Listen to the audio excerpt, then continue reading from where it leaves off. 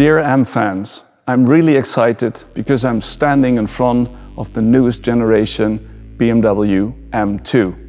And it's got an extroverted, bold, unique design, and also it is a new benchmark in its segment regarding vehicle dynamics. 460 horsepower, 550 Newton meters, 0 to 100 in just 4.1 seconds, and an optional limited top speed of 285 kilometers per hour, in combination with an optional manual transmission and rear-wheel drive, makes this a really great car. Now I'd say let's go for a walk around the car.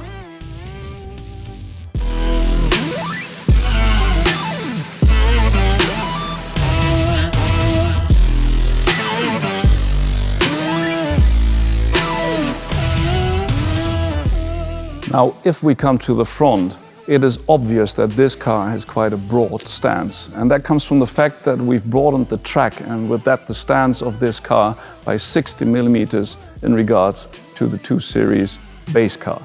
And also, what you can see is a lot of air intake and an M-specific kidney right here, but also down here and on the sides, a lot of air openings to cool down these 460 horsepower that come from our 6-cylinder inline engine. Under the hood, we have a lot of reinforcements to the chassis to exactly get this precision in driving, this agility and this feel that we know from race cars into the M2. In combination with the electronically controlled suspension system, it is just the perfect match. Now let's take a look at the side.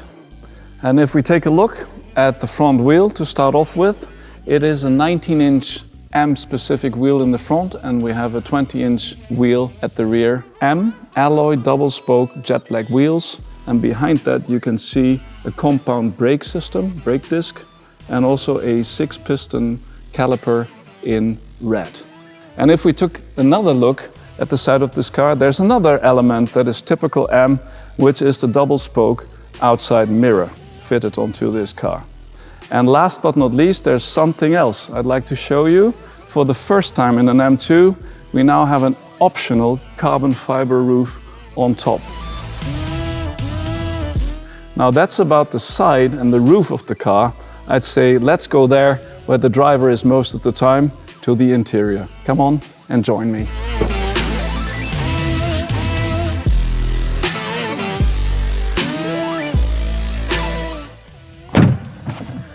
Now, if you look into the interior, it is obvious that we have a lot of M-specific elements in the interior. First of all, the M colors in the door panel, but also the very nice curved display in front of me with the typical M digits and the typical M man-machine interface that you work with when you're driving. Also, which is new to the M2, we have an M steering wheel with an M1 and M2 setup button. And also, on the middle console, we have 2 new switches. One of that is, of course, the M setup button, where you then can change the settings for engine, transmission, suspension system, steering, and brakes. So that gives you the perfect setup, and you can pre-select it on the 2 buttons and then go and drive. The other thing is, the second new button is the M mode button on the middle console. The M mode allows you to toggle between 3 modes. One is road, the second one is sport for sportier driving, and if you go to track, all the driver assist systems are deactivated, and also the display on the right side is deactivated so that you can on the track really concentrate on the RPMs and the speed and nothing else. Now, what is not mentioned yet, but quite obvious, are the seats. We have 3 different seats in the car, 2 as an option, and the most popular option is the one that is fitted in this car. It is the M carbon fiber bucket seat. By the way, it saves 5.4 kilograms per seat. Now I'd say that is a lot of Mness in the interior as well. And there is one part of the car we didn't look at, and that's where we're going right now. Let's go and take a look at the rear.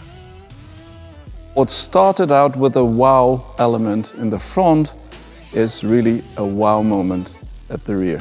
Because what you obviously see is the broad stance also in the rear of this car. And this broad stance is also a stronger connection to the road, leading to perfect vehicle dynamics.